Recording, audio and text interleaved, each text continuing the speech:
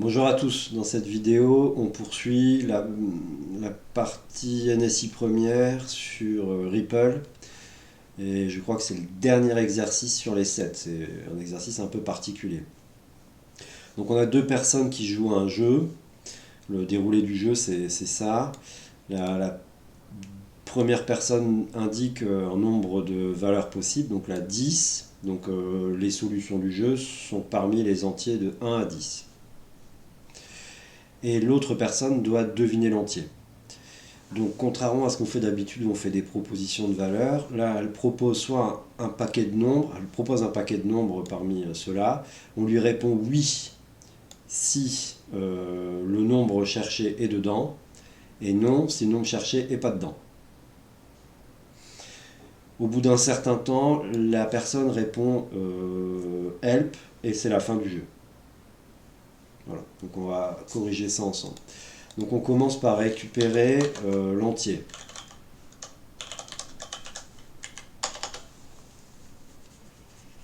Ensuite, on va créer l'ensemble des possibilités. Donc ça va être un set qui va contenir la liste des entiers. Donc on peut passer par un range de 1 à n plus 1. Donc là, on a l'ensemble, c'est important, des entiers de 1 à n plus 1. Bon, après j'ai cherché une solution élégante pour arrêter la boucle dès qu'on voit help. La solution la plus simple, c'est encore de faire un while true, donc on tourne indéfiniment. On a une première ligne qui est un input, et puis si cette ligne c'est help, et ben on arrête la boucle. Dans ce cas-là, on affiche ce qui reste comme possibilité. Dans ce cas-là, afficher les possibilités. Après les avoir triés par ordre croissant, donc ça va demander du boulot. Je vais le faire tout de suite. Donc les solutions, c'est une liste de possibilités. Hop. Et pour un élément dans la solution, on affiche cet élément et suivi de voilà, d'un blanc, et il faut avoir trié le truc par ordre croissant.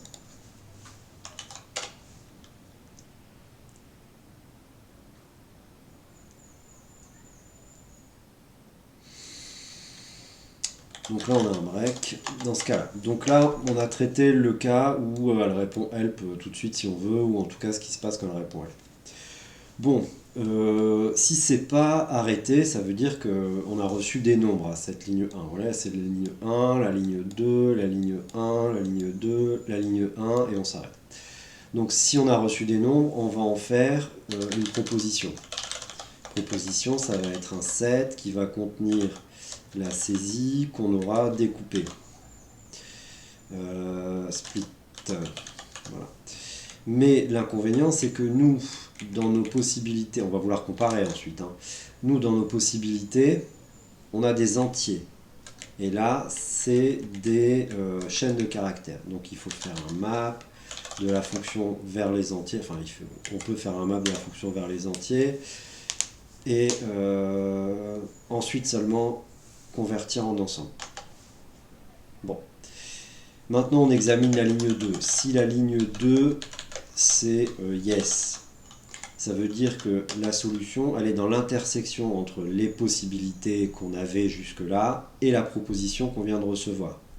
Donc les possibilités, ça devient les possibilités, il veut pas, hein. Dont on prend l'intersection, on a déjà vu cette méthode-là, avec la proposition. Voilà. Sinon, c'est que la réponse a été non. Et les possibilités, on va prendre la différence. La différence, c'est tout ce qui est dans le premier, mais qui n'est pas dans le deuxième. Alors c'est une différence qui est non symétrique, hein, faut faire attention. C'est pas la différence comme en maths. En maths, la différence, ce serait ce qui est dans l'un et pas dans l'autre, et ce serait réciproque. Là, en info, il y a forcément une question d'ordre. Et donc on prend les éléments qui sont là-dedans, mais qui ne sont pas là-dedans. Et puis je crois que c'est fini. Une valeur, machin... What?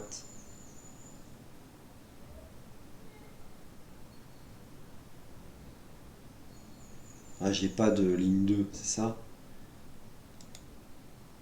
Ouais. Donc la ligne 2, c'est quoi? C'est un input, tout bête. Voilà.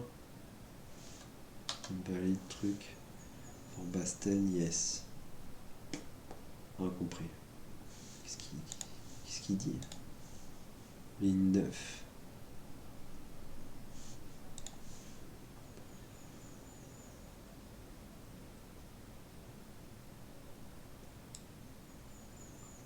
Ah ouais, ok.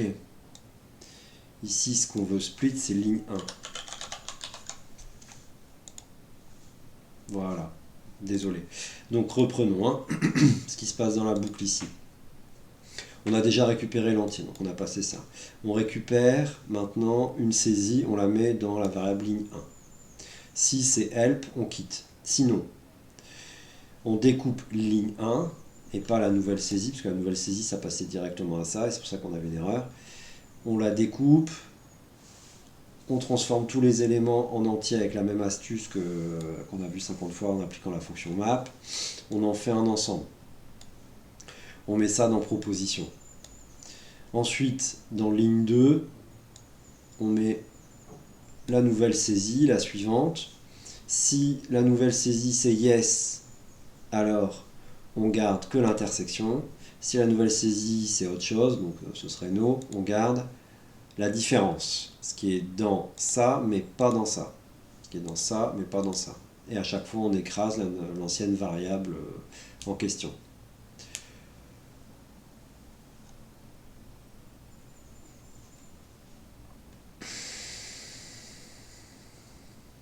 Bon, avant d'afficher les possibilités, il faut les trier par ordre croissant, ce qui est chiant. Bon, je pense que je pourrais me passer de ça et le faire directement, mais je crois que j'ai déjà essayé et que ça posait des soucis. Donc je vais m'en passer. Voilà, on a fini cette partie sur les sets. Dans un souci de cohérence, je vais arrêter la vidéo maintenant. Voilà, on a fini ça. Et je vous dis à bientôt.